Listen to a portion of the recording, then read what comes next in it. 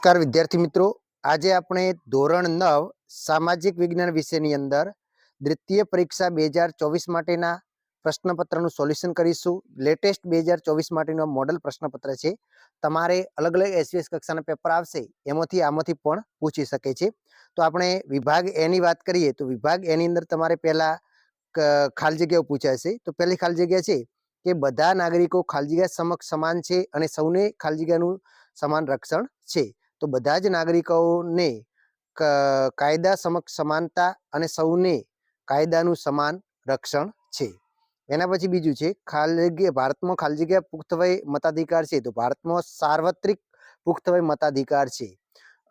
એના માટેની ઉંમર નક્કી કરેલી છે 18 વર્ષ. એના પછી ખરા ખોટા છે તો કે ડેલહાઉસીએ સામ્રાજ્યવાદી અને સુધારાવાદી પણ હતો. તો આ વિધાન કેવું છે? સાચું છે.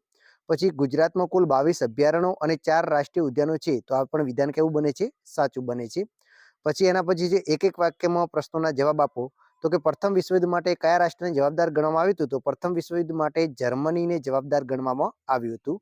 એના પછી છઠ્ઠું છે દ્વિતીય વિશ્વયુદ્ધ કયા કયા દેશોમાં ના બે જૂથો વચ્ચે લડાયું હતું? તો દ્વિતીય વિશ્વયુદ્ધની અંદર મિત્ર રાષ્ટ્રો અને ધરી રાષ્ટ્રો વચ્ચે લડાયું હતું. ખાસ યાદ રાખજો. એના પછી જોઈએ યોગ્ય જોડકા જોડો. તો કે ઇન્ડોનેશિયા. તો ઇન્ડોનેશિયાની અંદર શું આવશે? અને ભારતનો પ્રાચીનતમ પ્રદેશ જે દક્ષિણનો દ્વીપકલ્પીય પ્રદેશ છે. હવે ઇન્ડોનેશિયાની સામે શું આવે છે તમારે નક્કી કરવાની છે, કમેન્ટ કરવાની છે. એક આવે છે કે બે આવે છે, બરાબર. એના પછી છે પારિભાષિક શબ્દ. તો કે વિવાદિત ક્ષેત્ર વિધાન, એટલે કે જે વડી અદાલતને અપીલ કરવાનો જે અધિકાર છે એને વિવાદિત ક્ષેત્ર અધિકાર કહેવામાં આવે છે. વડી અદાલત માટે વપરાય છે, બરાબર. પછી જર્મન ચમત્કાર તમારે લખવાનું થશે પારિભાષિક શબ્દ. સેક્શન બી ની વાત કરીએ તો બે ગુણના જે મોસ્ટ આઈએમપી પ્રશ્નો છે એમાં કારણ આપો, બંધારણીય ઇલાજનો હક, બંધારણના આત્મસન્માન છે. બીજો 12મો પ્રશ્ન છે સાંસદની લાયકાત કઈ છે. 13મો છે ભારતના બંધારણમાં આપેલા બંધારણીય અધિકારો જણાવો. 14મો છે ભૌગોલિક દ્રષ્ટિએ ભારતનું સ્થાન કઈ રીતે મોકાનું છે. 15મું છે સાર્વત્રિક પુખ્ત વય મતાધિકાર કોને કહેવામાં આવે છે. એના પછી 16મું છે બિન જોડાણવાદી નીતિનો અર્થ સમજાવો. એના અથવામાં પ્રશ્ન પૂછાશે દક્ષિણ ભારતમાં બોલાતી ભાષા કયા કુળની છે.